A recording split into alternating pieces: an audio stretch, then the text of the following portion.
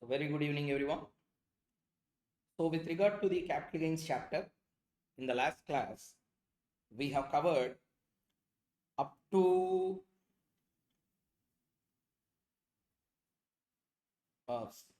linking provisions we read, section number 47, class 3. Up to there we completed. Today two videos will come, two consecutive lectures will be there. One lecture will be on special transfers. Okay, what is the concept? Concept is special transfer. After this, immediately another also will come, that will be on concepts of liquidation linked with other sources, reduction linked with other sources, third one bonus linked with other sources, buyback linked with other sources. Means section 2 class 22 subclass A B C D E F amendment. So buyback read with section 46A buyback, 46 liquidation read with other sources, reduction read with other sources. All these concepts we are going to discuss in depth in the second part of the video. Okay, listen. Now the question will come, sir, as you said in the last classes that transfer concept, there are so many things, there are around 20-25 types of transfers are there. So we covered 3. Now we are covering another 5 we will cover. So in that 20, as you said, 8 only completed. Where are the remaining 12 or 13? Remaining are also there now. If it is there in syllabus, we should cover. Where we are going to cover that. That's why to demean the confusion as well. That means the confusion should not come to you. I have clearly written a note as well here for your understanding. See, all sections on clause 6 and 7 relating to demerger. Clause 6, clause 7, there are 12 transfers are there. How many? 12 different kinds of transfers are there. Where we are going to cover, we are covering in a separate chapter called as business reorganization. What is the concept here? Business reorganization. In that business reorganization, one question will come in exam. Pakka, every attempt it is given. Some or the other way, the MCQ it can come. It can come in descriptive form. What will be there in that business reorganization? Let me first tell that. Business reorganization essentially contain concepts relating to mergers. Basic merger we will cover here. Mergers, amalgamations, demergers, different kinds of demergers, business trust, securitization trust, alternate investment fund, mutual fund, and more important things inside that, including one most important area called as slump sale. What is the concept here? Slump sale. Slump sale is generally an expected area in exam. Along with this, business reorganization, there are 4 extremely important concepts, not important, extremely important areas are there. How many? 4. What are those 4? Conversion cases. What conversion cases? Conversion of, conversion of partnership firm into LLP. Conversion of sole proprietor concern into partnership or into LLP, or LLP conversion into company. Like these conversions are there, 4 kinds of conversions. Extremely confusing, extremely important as well. If something is very much confusing, institute always loves that to give that particular question in the examination. So with that viewpoint, I'm telling you, clause 7 and clause 6, some points, not all. Some we are going to cover here itself. Some clauses of 6, some points in 7. Not some, all 7 points. So section number 47, class 6, some concepts. Section number 47, class 7 fully, there are 11 concepts, 12 concepts are there in transfer. All those we are going to cover in a separate segment called as business reorganization. Now doubt number 2. Sir, you are saying business reorganization. When you will cover that? Immediately after capital gains. Okay? Immediately after capital gains. Our capital gains is over. Other than that section 47, class 6 and 7, we will complete the entire capital gains chapter. After that, next segment will begin capital gains with the business reorganization. That becomes one very, very important segment for the exam. That's why, as I said you, number of sections wise, PGBP is bigger. Concept wise, capital gains is bigger. So therefore, in this connection, let us cover all unrelated areas to business reorganization in the transfer definition in the today's lecture. Are you clear, everyone? let us begin. So we are going to get two lectures. Lecture number 1 will be on this. Lecture number 2 will be on liquidation, buyback, reduction of share capital, bonus issue. If possible, I will try to cover also the rights issue concept. Clear? After that, we are going to start with section number 45. Sir, 45 we already completed, na? 45 we did not complete anything. Charging section 45 subsection 1 only we completed. 1, 1A, 2, 3, 4, 5, 5A. There are so many concepts, na? Those all we are going to cover in the next class. Okay. So therefore listen carefully. Next to 2 classes. Okay. Next to 2 classes. And the next class, this class we will cover all these amalgamation types. Next class we will cover liquidation, reduction, all these. The next class we are going to cover section 45 full-fledged. Okay, very big discussion will be there on 45. I will make you an expert in that, not just in terms of exam, but in terms of your practice. In practice as a CA, what are all the areas we need to consider? In that 45A, we are going to come across one extremely important concept called as conversion of capital asset into stock in trade. Conversion of capital asset into stock in trade. Extremely important concept. Sir, everything you are telling extremely. Are chapter important, yeah. I will give you the questions list from the capital gains once we complete. 112 questions are there in capital gains. How can we leave this chapter? And moreover, in the life of a CA, very important segment is the capital gains than any other segment, including PGBP. If you ask me, I will tell capital gains. Why? Because government gets more revenue on capital gains, though number of transactions are less, amount coming to the government will be very high. And later we will be going into rates of tax. Section 111, 111A, 112, 112A, we are going to analyze how capital gains rates are involved, whether we will get deductions under 80C to 80U or not, if you have a capital gain income. So all these things we are going to cover. So next to 4 lectures, I am giving you the blueprint. This lecture, transfer definition, we are going to continue. What are not transfers, we are going to continue. Okay, we are going to continue that. One part we will complete. Next, class 6 and 7, balance part. What is not covered here will be covered in business reorganization. Not now, at the end of capital gains or after the capital gains. Next, then what we are going to cover? 45 section. Liquidation, reduction, buyback, all these. Next, 45 section. Next, then we are going to discuss about the concepts relating to rates of capital gain tax. Short-term capital gain, what is the rate? Long-term capital gain, what will be the rate? What are the rebates that are provided? There is a rebate, amendment came, 1,25,000 rebate. So what is this rebate? How to claim this? How to understand this? We are going to get through all these issues. Once capital gains is completed, then we are going into the area called as a business reorganization. Business reorganization also is capital gains only, but I am separating for my students to make them experts in interlinking sections. Okay, so business reorganization is not an independent discussion. Slum sale we will read. Slum sale. When we read slum sale, we have to read other sections as well. Clear? Like that, we are going to read so many interlinking discussions when we are reading demerger concept as well. So I am putting it as a separate discussion for your kind clarity. Then you will compare all others and our lectures with regard to the and you will understand what is the premium touch you are going to get. Once all these are completed, 30 to 40 past exam questions let us solve. Then you will only tell, yes, what I learned in these classes are 100% on par with the institute expectations. Okay, whether I am telling as an exaggeration or whether you are only doing yourself, you will understand just in a while. Okay, let's continue with no further ado. Let's start. See here, 47. Class 3 we completed. Class 1, 2 anyway not there. 3 we completed. 3 is a very big discussion. We already completed that. 3 gifts already completed. Next, let us see. Transfer by holding company. Section 47(4) read with 2 class 42A, read with section number 49. Next one, transfer by holding company. Okay, 1 minute, just small change. Just a small rectification. By mistake, it was printed holding. I changed it to subsidiary. Okay. Let us now begin.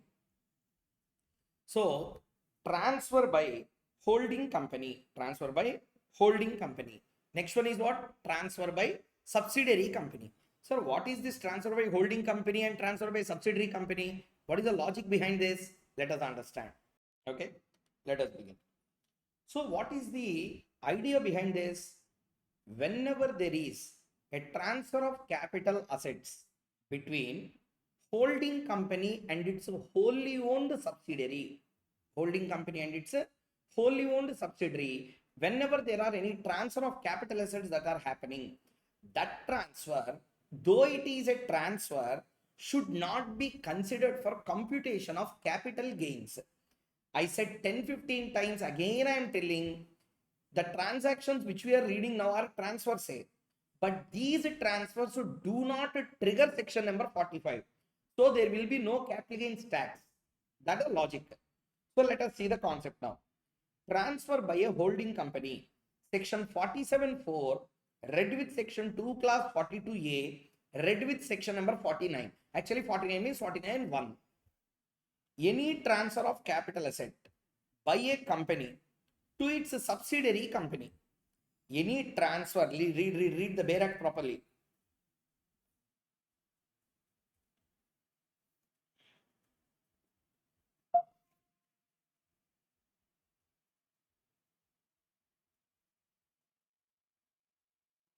Yes, see here. 4.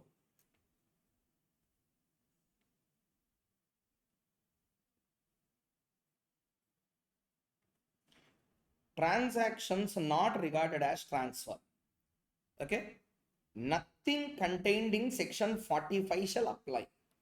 Okay. Nothing contained in section 40. Nothing contained in section 45 shall apply to the following transfers. Okay. What is this? Fourth one. Any transfer of a capital asset.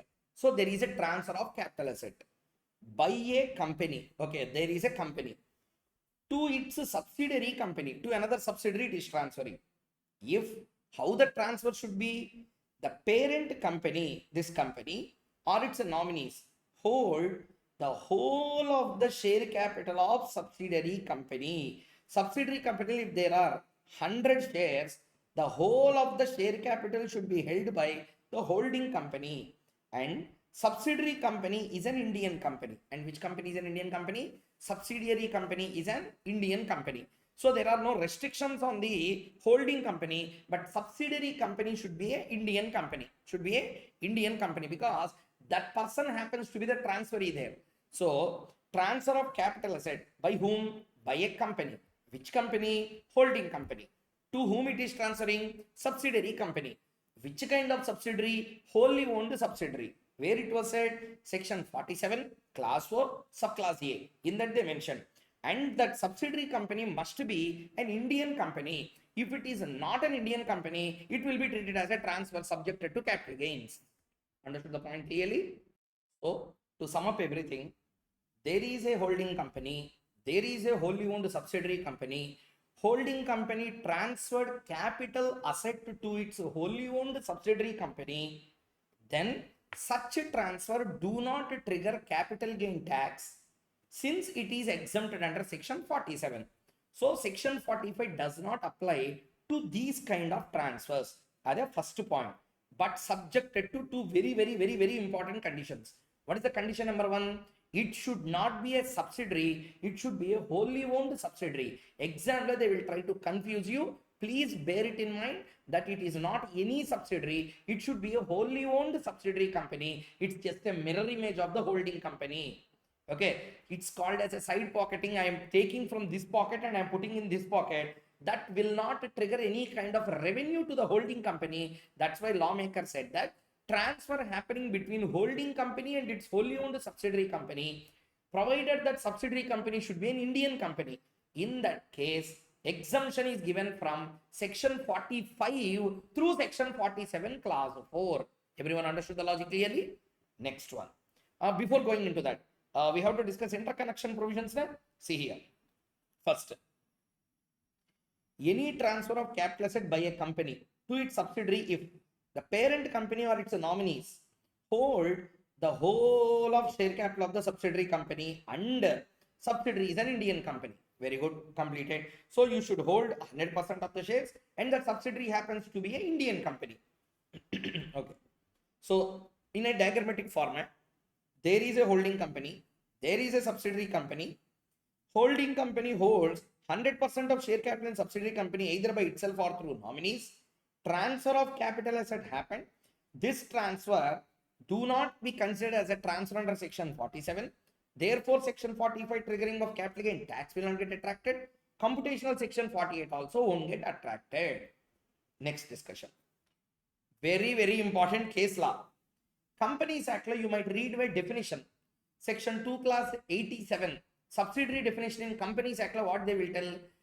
Subsidiary company in relation to any other company. That is to say, holding company means a company in which the holding company controls the composition of board of directors or exercises or controls more than one half of the total voting power, either at its own or together with one or more of its subsidiary company. Simply to tell, if it is a subsidiary to my subsidiary, that will be treated as a subsidiary of the parent holding company. A, B, C, three companies are there. B is a subsidiary to A, C is a subsidiary to B. Then C will be deemed to be the subsidiary of A. Those are all deemed subsidiaries. Therefore, there is one case law,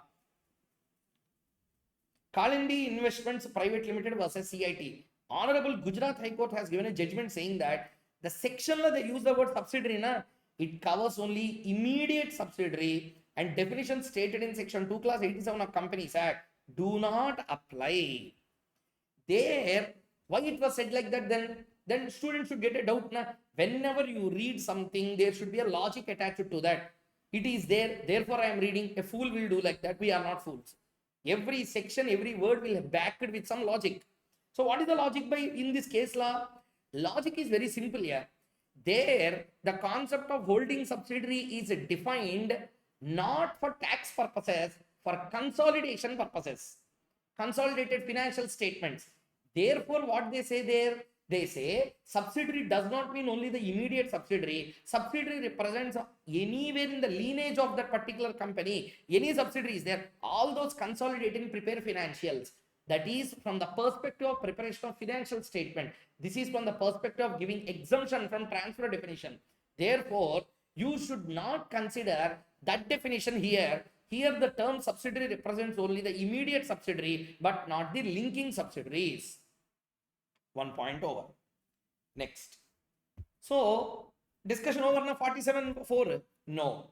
Always law means you have to interconnect with other sections and complete. I will show you another linking section to you now.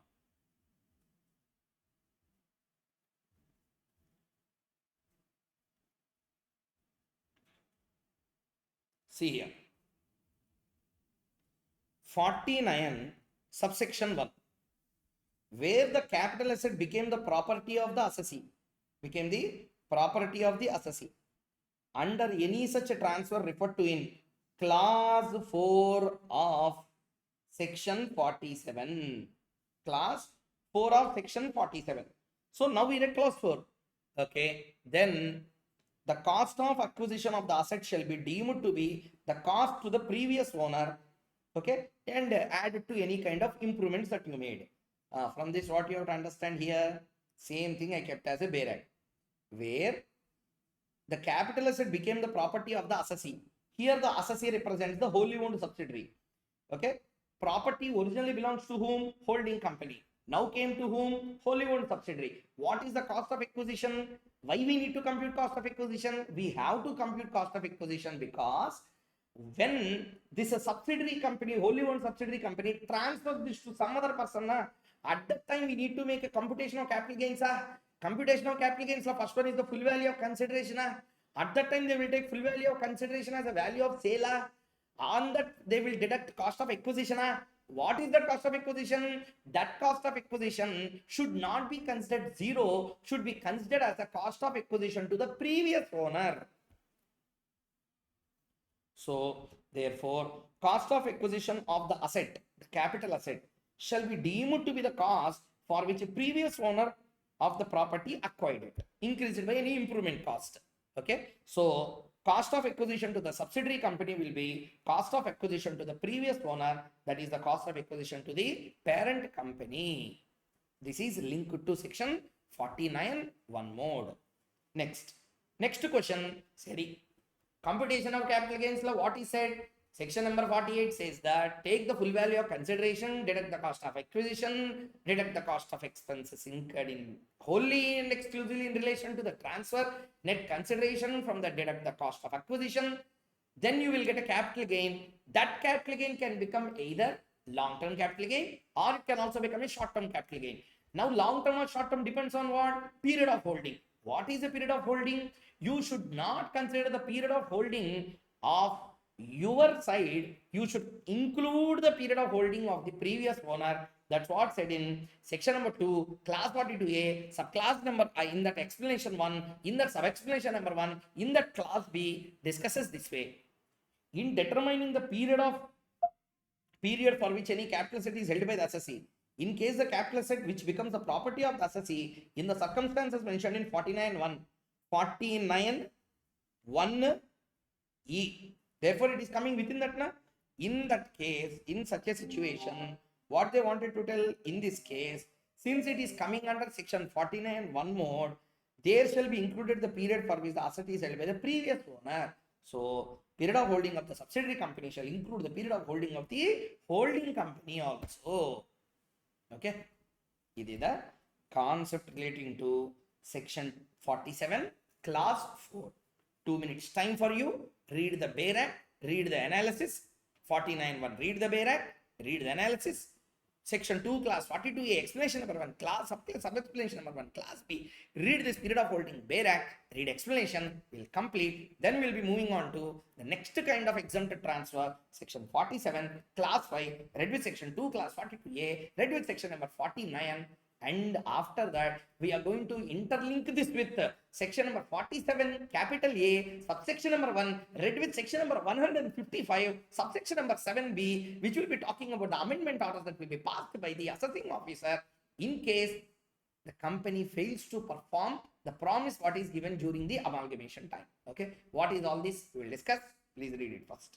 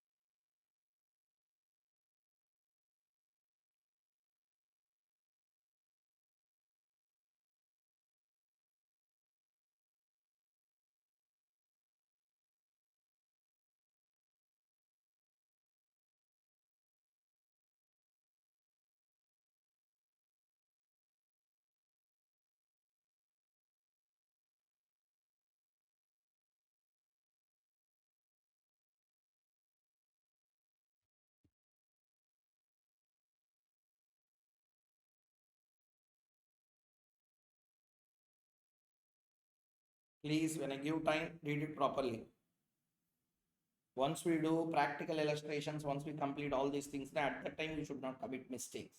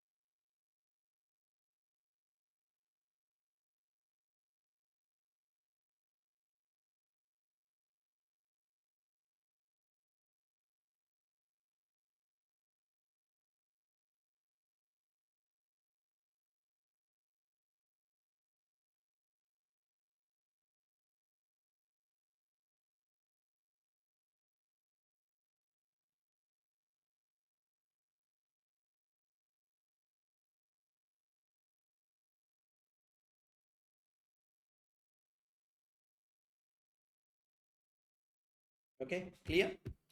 Enough time was taken. Let's move on into the next part. Reverse now. Reverse transaction. Sir, not that way. Let us understand that there is a transfer between holding subsidiary only, but this time reverse. Transfer is not made by holding, transfer is made by wholly owned subsidiary. Even then, this particular exemption provision is applicable. Yes, conditions are there. Let us read. Okay, let's see. Section 47, Class 5, Bear Act. See, nothing contained in section 45 shall apply to the following transfer. So this is a transfer, but not attracting 45. Any transfer of a capital asset. Any transfer of a capital asset. Okay. So there is a capital asset. That capital asset is transferred.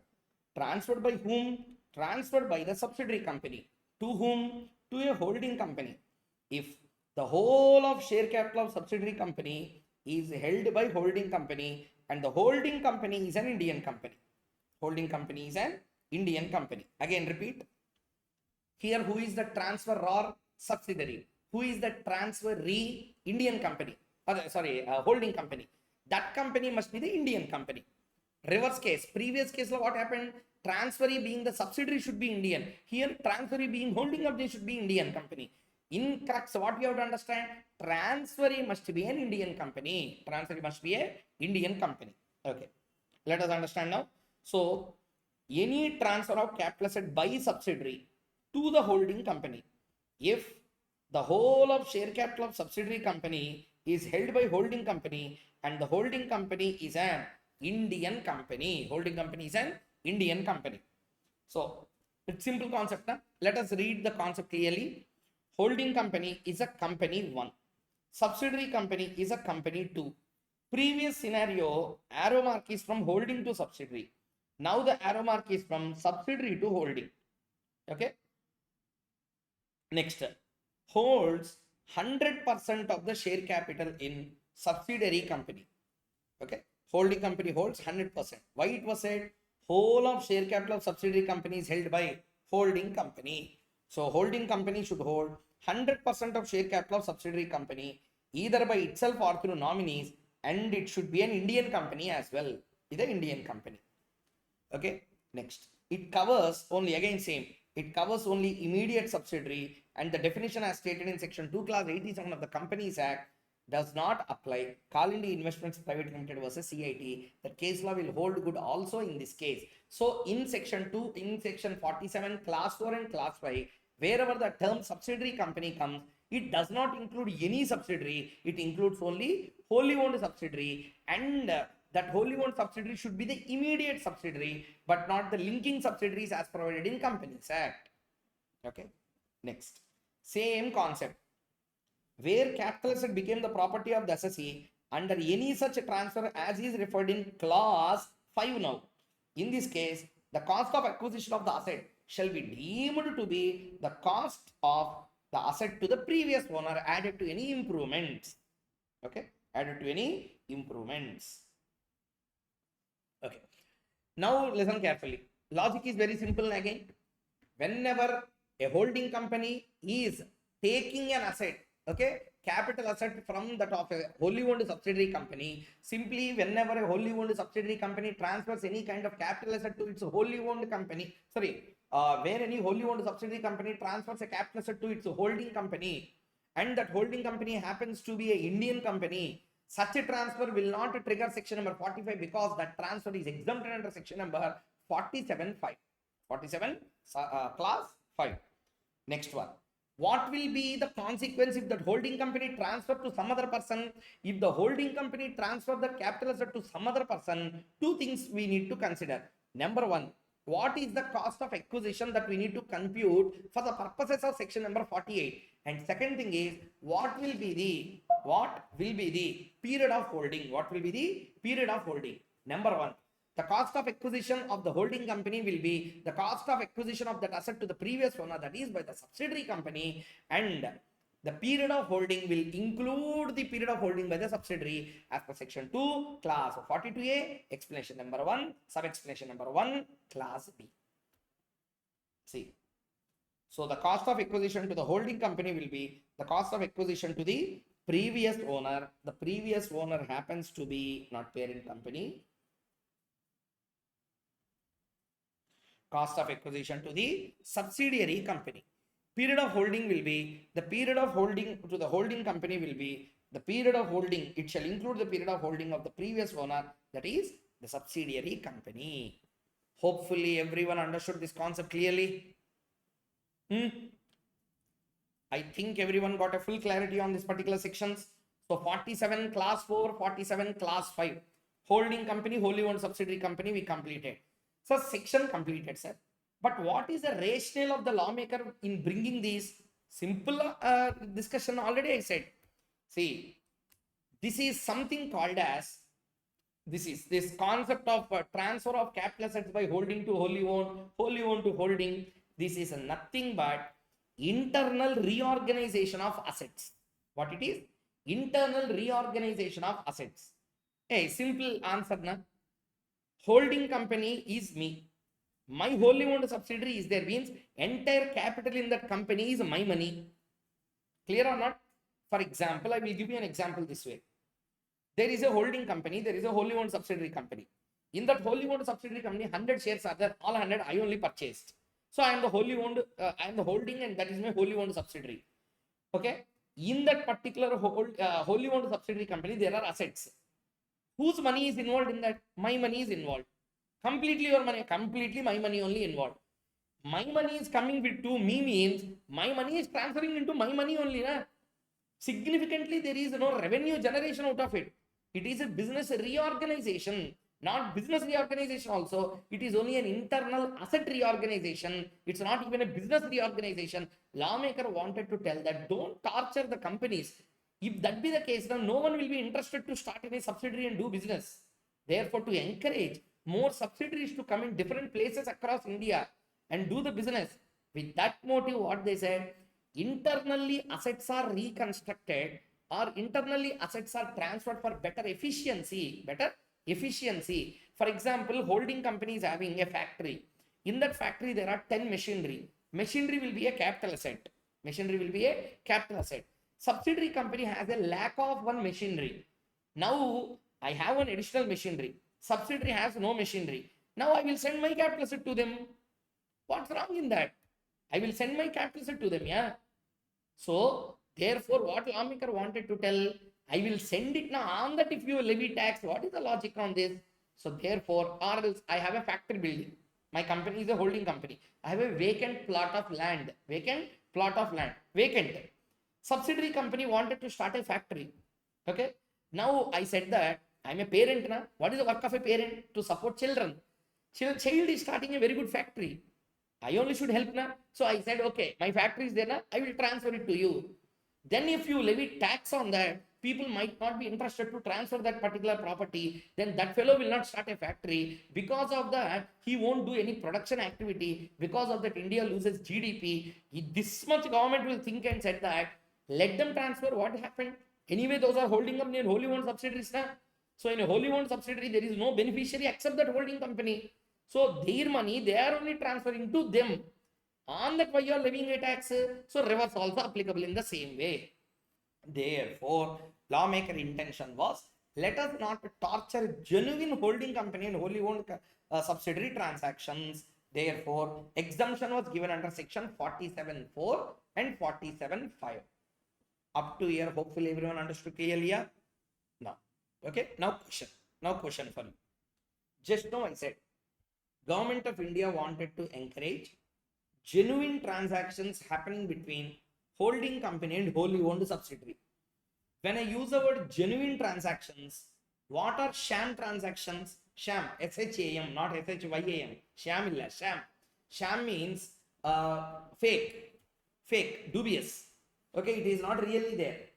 So whenever any fake transactions are happening, how come government is going to control them? Sir, I will give you an example, okay, for you to understand. In this example only you take, what is the company? Holding company. What is the other company? Wholly owned subsidiary company. Transfer made. Therefore, what we will think, wholly owned subsidiary is just a mirror image to the holding company. It is just a asset restructuring or relocation. Okay, asset relocation. Then therefore there is no transfer, we said. Now to escape capital gains, companies can do this way. There will be a holding company. It starts a subsidiary. Entire capital will be held by holding company only. Wholly owned subsidiary company. Then immediately what will happen? This particular holding company will transfer any capital asset to that wholly owned subsidiary company. Capital gain tax will be there or will not be there? Will not be there. They will escape the transaction. They will escape the capital gain tax. Later, after escaping the tax on the capital gain amount on the transfer, after 1 year or 1.5 years, they will allow others to enter into that company called a subsidiary, such that my shareholding, the holding company shareholding from 100% will come to a 90, 80, 70, like that it will slowly fall. It is no more a wholly owned subsidiary. It will become a normal subsidiary. But I have taken the exemption under section number 47 or not. For example, in this example, subsidiary is not a wholly owned subsidiary. It's a normal subsidiary. Transfer might have attracted capital gains. Yes. Why it is not attracted now? Because that subsidiary is not a normal subsidiary, but that subsidiary is a wholly owned subsidiary. Therefore, what companies will cheat is, how they will cheat is, holding companies there, wholly owned subsidiary there, they will transfer, enjoy the exemption. After enjoying the exemption under section number 47, 47 clause 4 or under 5, subsidiary to holding company, they will lose the status of that wholly owned subsidiary. Means it will subscribe securities, it will allow subscription of securities by other persons also. Slowly the holding company shareholding from 100% will come to 90, 80, 70, 60, like that it will come. But they have taken huge exemption or not. Therefore, to counter that, there is a section that have come called as section 47A. 47A. Listen first. 47A, 100% is not applicable for this. In that 47A, there are subsections.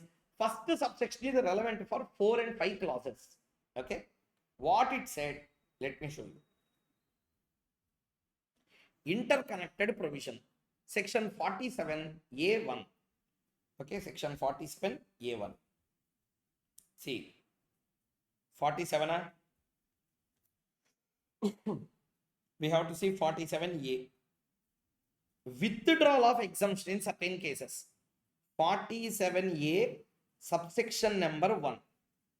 Okay. So 2, 3 are talking about clause 11.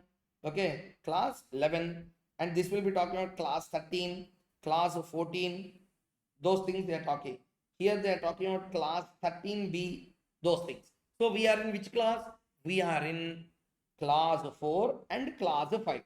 When we come into those clauses, then we will interlink section number 47A, subsection number 2, we will read there. When we come there, when we are into clause 13 and clause number 14, then we will read section number 47A, subsection number 3. When we are reading 13B, we will read section 47A, subsection number 4. Okay.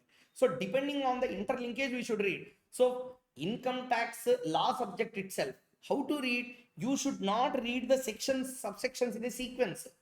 You should not read, because every subsection is having some kind of harmonious interpretation. You need to read only in that connection. Then only the proper meaning will be assigned to you.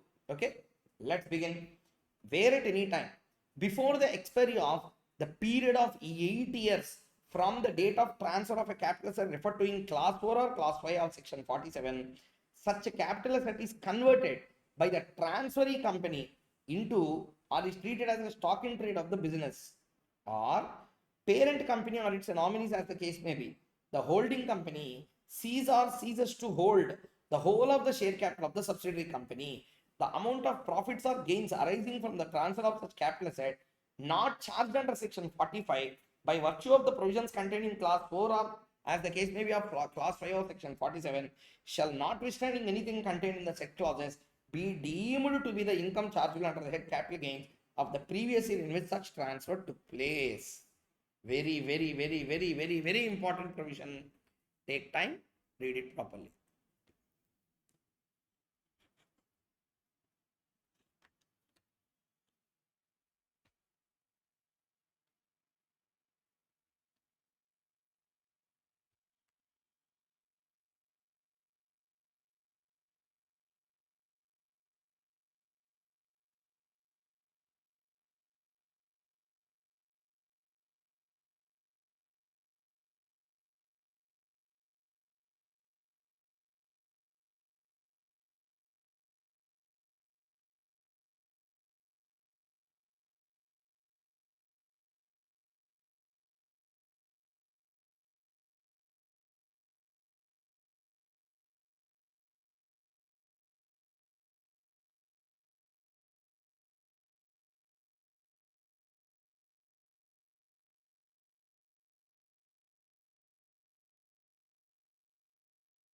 Read properly. I gave time not to sit idle. I gave time for you such that you will read and understand.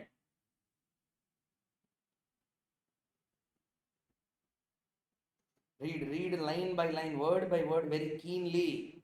Observe what is given there. What is the punishment for, okay, fakely showing it as a wholly owned subsidiary or fakely taking exemption benefit? So read properly.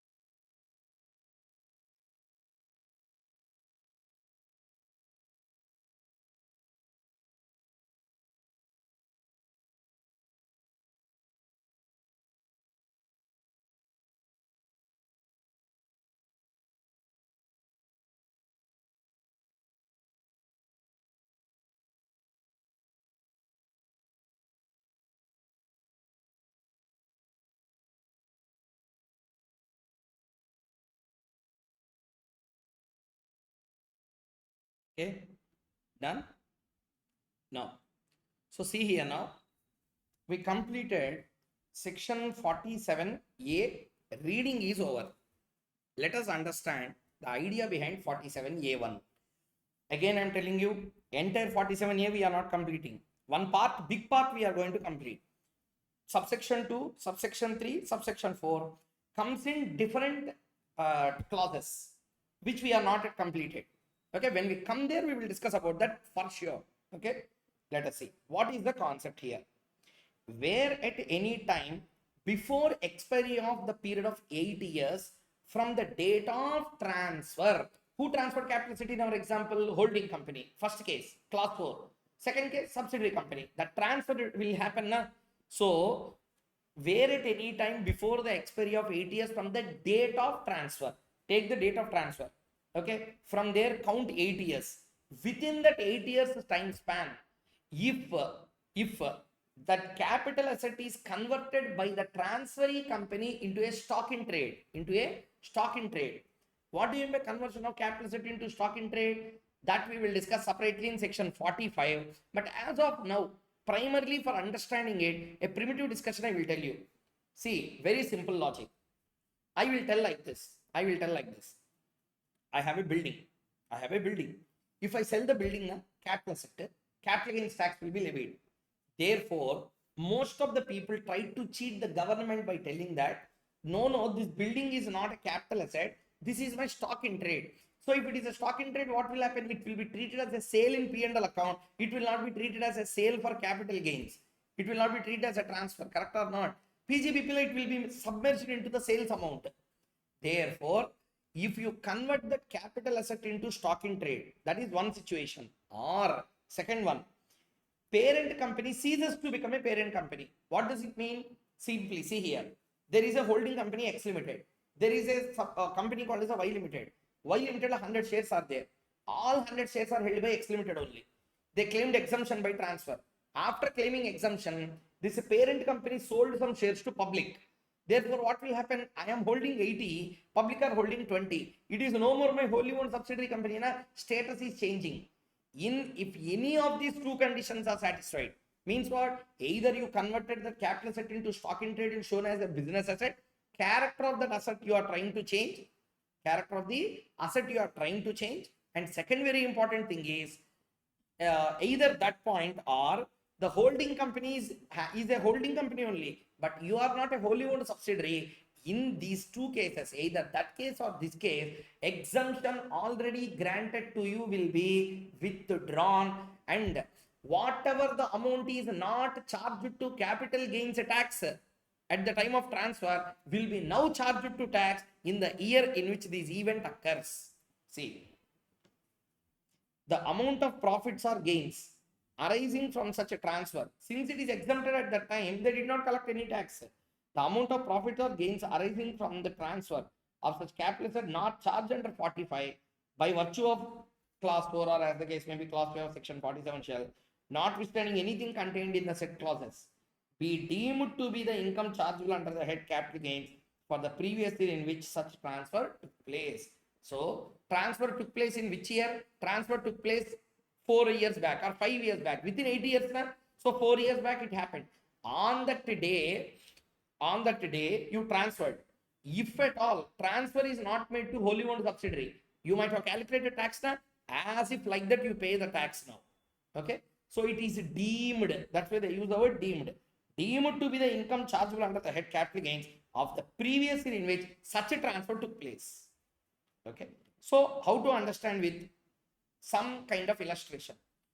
2018 year or 2020 year, holding company transferred its land to its wholly owned subsidiary company. Land is a capital asset. Holding company, wholly owned subsidiary. Transfer of land is a capital asset. Urban agriculture land, rural agriculture land illa. Either urban agriculture land or any commercial bit. Transferred by holding company to its wholly owned subsidiary company. Transferred.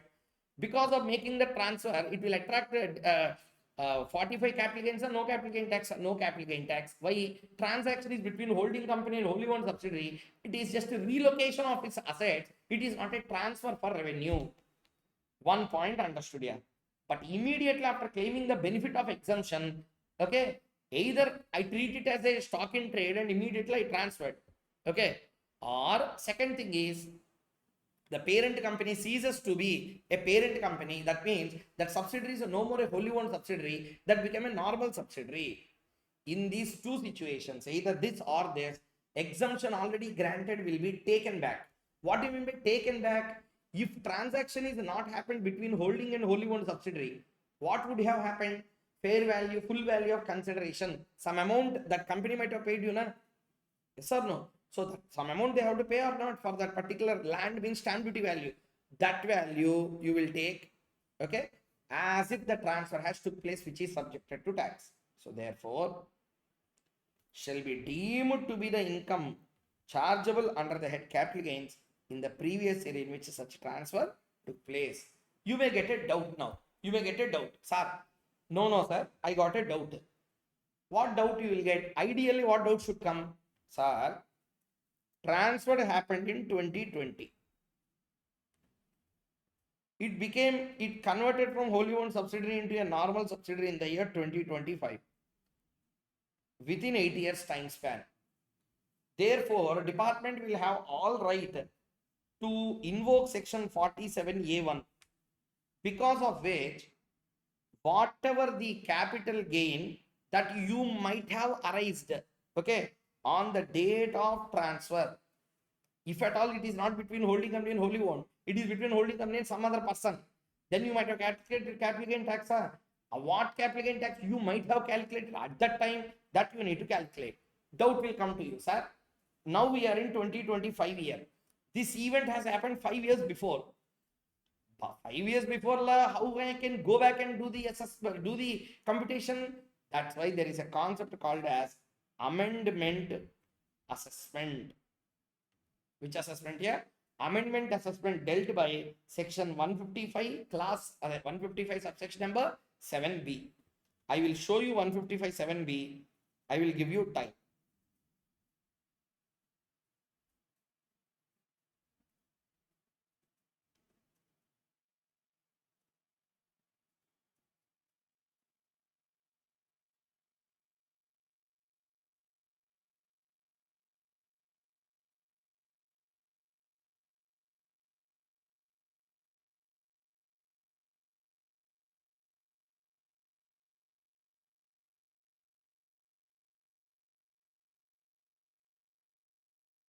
Read it properly.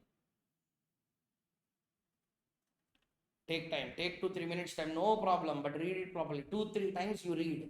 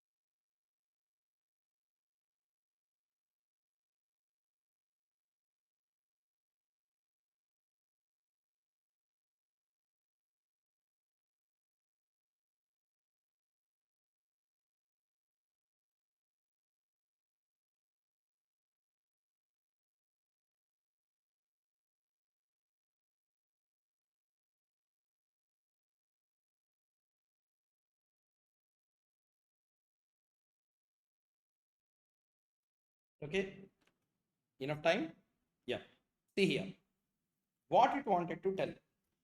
Where in the assessment for any year, where in the assessment for any year, okay, the capital gain arising from the transfer of capital asset is not charged under 45 by virtue of clause 4 or clause 5 of section 47, but is deemed under section 47A to be income chargeable under the head capital gains of the previous year in which the transfer took place by reason of such capital asset being converted or parent company loses the status of that holding company at any time before the expiry of, okay, but at any time before the expiry of 8 years from the date of such transfer, the assessing officer may, notwithstanding anything contained in this act, recompute the total income of the transfer or company, for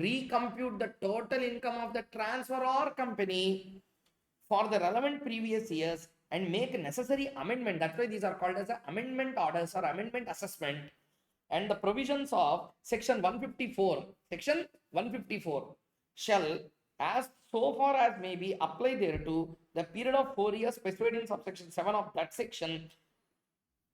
section being reckoned from the end of the previous year in which capital asset was so converted or treated, or in which the parent company or its nominee, as the case may be, the holding company ceased to hold the whole of the share capital of subsidiary company. Big area, na? Listen.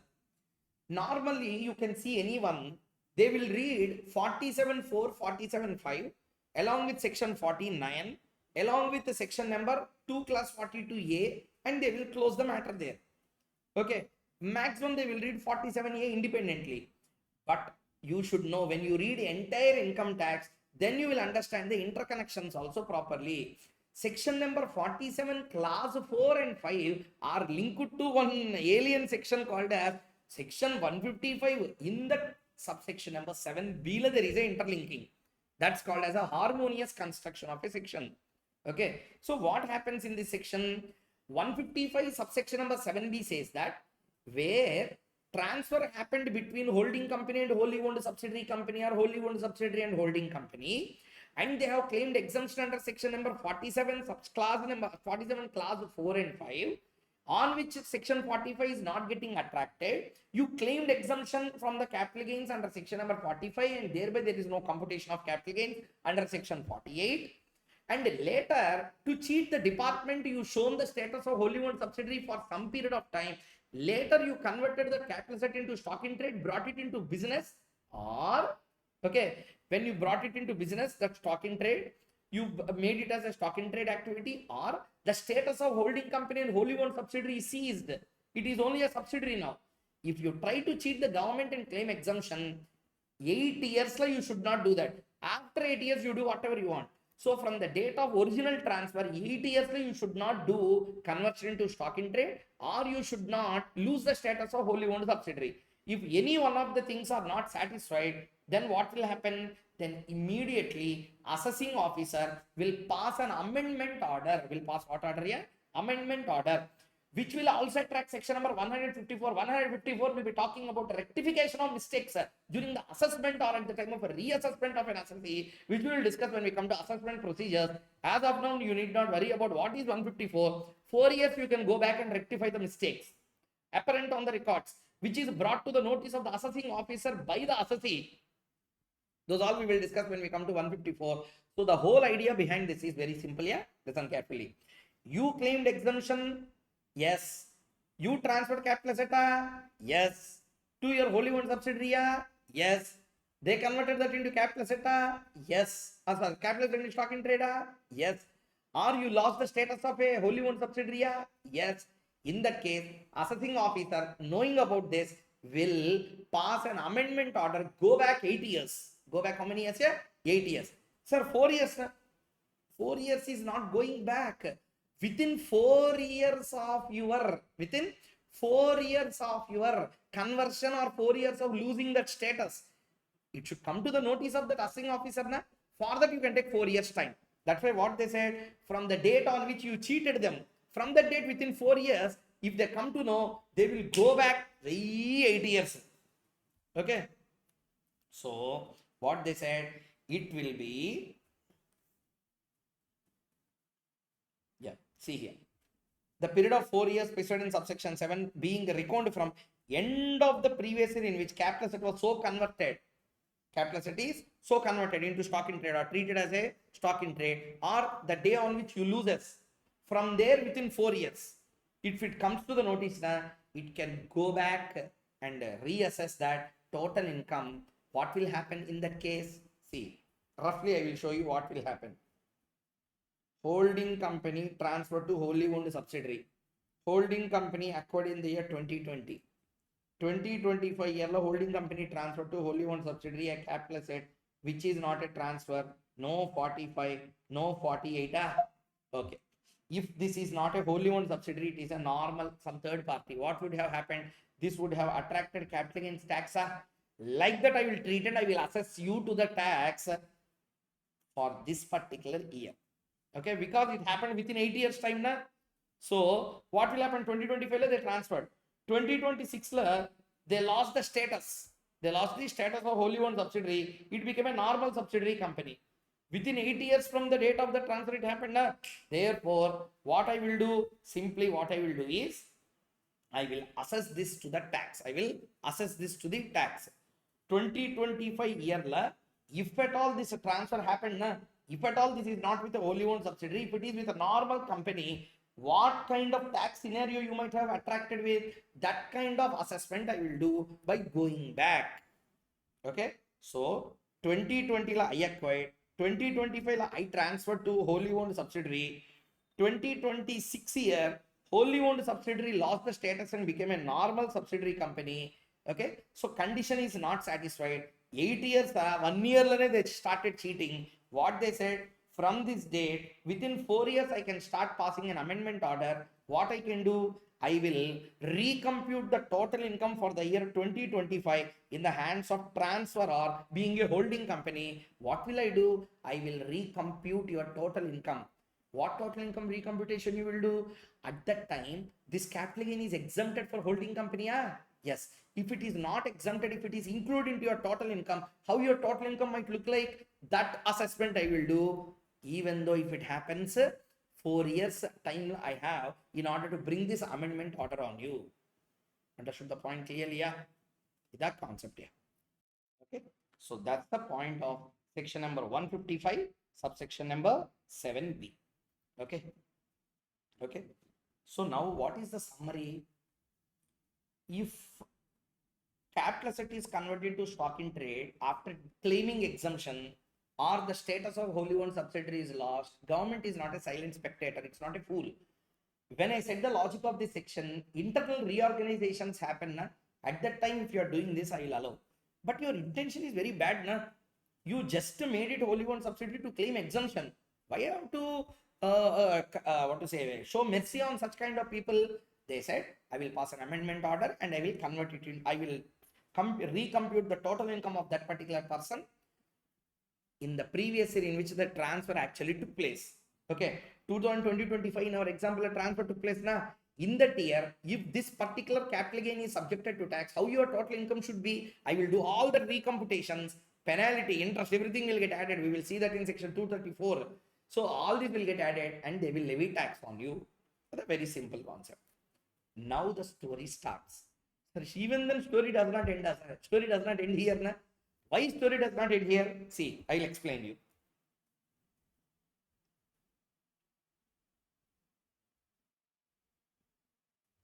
See here. Holding company is there. Wholly owned subsidiary company is also there. Who transferred to whom? Holding company transferred capital asset to its wholly owned subsidiary company.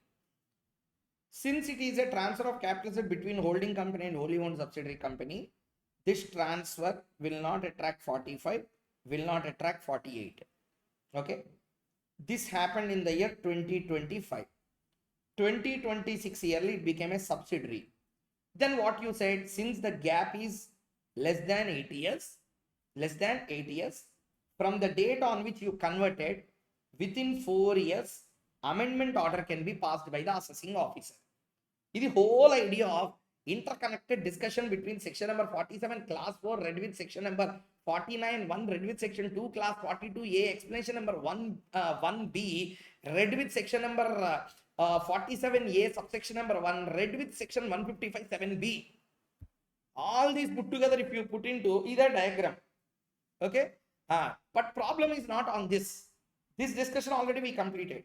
But what we said, holding company, wholly owned subsidiary, transfer, capital asset, no 45, no 48. Very good. Now, holding company, okay, holding company, for this person, what will be the cost of acquisition if it sell to some other person? If wholly owned subsidiary transfer this to some other person, there should be a transfer capital gain. Full value consideration will be, if it is a immobile property, if it is a movable property, fair market value. If it is immovable property, stamp duty value, that will be considered as a full value of consideration. Correct? Yes. So the full value of consideration, whatever you collected, I will consider. Okay. Minus cost of acquisition. What is the cost of acquisition? If transferee transfers it. Now the cost of acquisition will be the cost of acquisition to the previous owner. Cost of acquisition to the previous owner we have to consider. Correct? Wrong. Sir, you only said na? You only shown sir. What I shown? You will tell now. No, sir. You only shown, sir. Now you are only contradicting your answer. You only shown this. What I shown? You only said under section 49 1.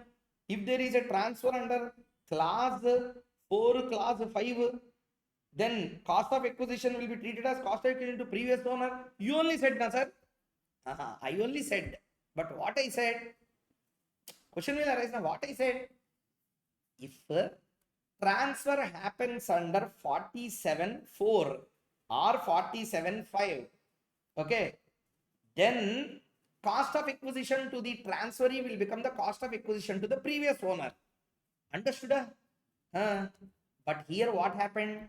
Under 47A1, I have, in 47A1, I have taken back the exemption given. When I take back the exemption given, you will be subjected to capital gains. When you are subjected to capital gains, so 47.4 and 47.5 are not applicable. Since it is not applicable, 49.1 is applicable or not applicable? Not applicable. Then what should apply? Did you understand? This is how exam questions are coming. If it is a difficult paper. These are called difficult papers. What are difficult papers?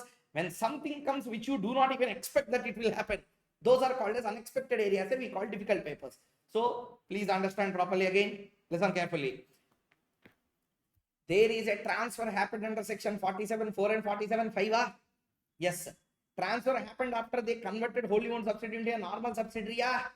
Yes. Exemption already granted has been taken back. Yes. Recomputation happened under section number 155 subsection number 7B by the assessing officer within the period of 4 years by going back for 8 years. Yes, sir. Therefore, they paid tax. Yes, sir. Then how can you call it as an exempted transfer under clause 4, clause 5? It was originally an exempted transfer, but later on recomputation, it does not become exempted transfer. Therefore, 49(1) cannot apply. Then what will apply? Therefore, there is another section to torture us. That's called section 47, sorry, section number 49, subsection number, sorry. See here, 49, subsection 3. Notwithstanding anything contained in subsection 1, where the capital gain arising from the transfer of capital asset referred to in clause 4 or clause 5 of section 47, where capital gain arising from capital asset under clause 4 or clause 5 is deemed to be chargeable to capital gain because of violation under section 47A. The cost of acquisition of such asset to the transferee company, okay, shall be the cost for which such asset was acquired by it. Means the actual cost of that asset will be taken as the cost of acquisition, not the cost of acquisition to the previous owner. Okay, what does it mean? Holding company transferred to wholly owned subsidiary company. Yes, sir, transferred. Okay, what it transferred? Capital asset. Okay, for what? For some consideration. For some consideration. Okay, what are inadequate, adequate consideration are irrelevant because originally that is an exempted transfer. Okay, so point is what? Holding company has a capital asset worth 1 lakh transferred to whom? Wholly owned subsidiary. For what price? For 2 lakh rupee. How much is actual capital gain? 1 lakh. But that is not chargeable to tax in the hands of holding company. Okay, one clarity came. Now question will arise. No, sir. Now this wholly owned subsidiary became a normal subsidiary company. Because of becoming a normal subsidiary company, they violated conditions. Because of which section 47A will get attracted. Because of attracting 47A, recomputation will happen under 155(7)B by the assessing officer. Within a period of 4 years, he will pass an amendment order for that particular year. So therefore, what will happen? They have to recompute. In this particular holding company hands, 1 lakh will be chargeable to capital gains along with other interest and penalties will get attracted. Okay. Now, what is the cost of acquisition? 2 lakhs. The 2 lakhs will be considered now. Got the pointer? So you should not consider the cost of acquisition to the previous owner. You should consider your cost of acquisition. When you can consider the cost of acquisition to the previous owner, when the transfer is exempted. Here transfer once upon a time is an exempted transfer. Okay, once upon a time it is a exempted transfer, but now it is not an exempted transfer. Already paid tax on that because of recomputation through amendment order under 155(7)B. So therefore, cost of acquisition will be the actual cost of asset. Now, what are all the sections that got attracted? Section 47, class 4, class 5, read with section 49(1) in general cases, read with section 2, class 42A, explanation number 11B, read with section number 47A1, read with section number 155(7)B, read with section number 49(3). These all got attracted in order to understand this. See, that's why I said very clearly, transfer concept, if you see on independent basis, a very small area. 47(4), 47(5), generally, normally people will teach in 1 minute, 2 minutes, yeah. But it has taken around 1.5 hours, 1 hour almost. Why? All interlinkages, if you cover in one slot, then you will not get any kind of doubt. Even in practice, it will be very useful. Even when exam comes at that time, you will not get any kind of doubt. Okay, the clarity of thought process is more important than exams. Okay, so anyway, we completed 49(3). Okay, now that's what I have written here. So basic provision is completed here. Reverse subsidiary to holding also covered. withdrawal of exemption. Okay. Holding company or wholly owned subsidiary, wholly owned subsidiary or holding company claimed exemption under 47, 4 or 5. 4 na holding to wholly owned, 5 na wholly owned to holding. That's why both. In both cases, transfer should be an Indian company. Exemption will stay intact only if two conditions are satisfied. Subsidiary continue to be wholly owned subsidiary. Transferring company does not convert capital asset into stock in trade. Okay. Within how many years? 8 years from the date of transfer. Consequence of violation. Exempted granted under 47, 4 and 5 shall be withdrawn. Total income of the previous year of the transfer will be recomputed. Provisions of section 155(7)(b apply. It is summary of the discussion. 155(b) summary I have given here. So end of the financial year of violation, 4 years is the time limit for passing an amendment order. Consequences on the transferee. Cost of acquisition to the transferee is not the cost of acquisition to the previous owner because it is no more exempted. It is a taxable transfer. So period of holding includes period of holding to the previous owner. No. So cost of acquisition to the transferee will be the actual cost of acquisition under 49(3). Period of holding to the transferee will be the actual period of holding. 49(3) reads as under. If you really understood this, anyway, I'm uploading all this on YouTube. Now put a comment for the efforts that we are putting by reading 6-7 books all together to make the subject more clear and evidently as per the intention of the lawmaker. To bring it, it takes a lot of efforts, lot of time we need to spend during this tax audit season. So if you really like it, like this, and please also comment as to whether you understood the concept or not. Next. Now we completed 47, 4 and 5. Next, 47, 6. Transfer in the scheme of amalgamation. Hey, amalgamation time what will happen? Yeah, amalgamation time what will happen? One company will transfer all its capital assets to another company. Yeah, what will happen when there is a transfer? There is a transfer. Definitely there is a transfer attracted. But the transfer, if you tax them, no one will come forward in India to go for amalgamations here. You should encourage amalgamation. Amalgamation always grow the country. Why it will grow synergy. It will always grow overall the nation. Therefore, what is the lawmaker intention? In order to encourage amalgamations and takeovers in India, I should not levy tax on the transfer of capital assets. Yeah, the transfer is happening as per the order of a court. Tribunal is involved. NCLT is involved in the transfer. On that, I should not levy any capital gain tax. Therefore, what they said, nothing contained in section 45 shall apply to the following transfers. Any transfer in a scheme of amalgamation of a capital asset by amalgamating company to the amalgamated company, if that amalgamated company is an Indian company, resultant company should be Indian company. Hey, simple language. Amalgamating companies there are okay. Amalgamated companies there are there. Transfer of capital assets happened in the scheme of amalgamation. Yes. So the reconstituted company is Indian company. Yes. That's it. If all these conditions are satisfied, it is not a transfer under section 47(6). 45 won't get attracted. 48 won't get attracted. Now question. Amalgamated company transferred to some other person. Now, what is the cost of acquisition? Same logic again. Same logic. Cost of acquisition will be the cost of acquisition to previous owner. Cost of acquisition to the amalgamating company. This company we should consider. Where it was said, see, 49 subsection number 1.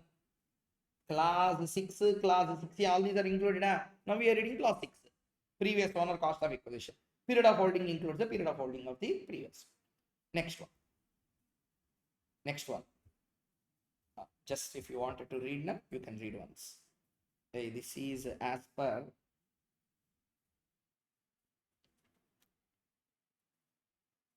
okay.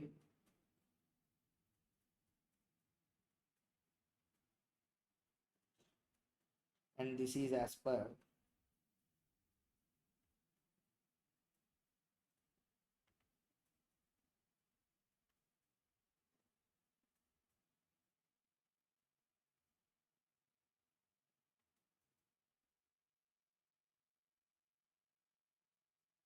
just read it once. Okay, so Amalgamating company transfers any capital asset to the amalgamated company, the reconstituted company. If it is an Indian company, then the transfer is not subjected to capital gains under section 45. Next. Section number 47, class 6A. Class 6A. Next one is section number 47, class 6AA. This is for the banking company. Okay, this is for the banking company. So up to here, I think everyone had a full clarity, yeah? Up to the previous one, okay? As I said, that's one part of the video. Second part of the video, now it will come. It will be another aspects, including liquidation. All those things will start.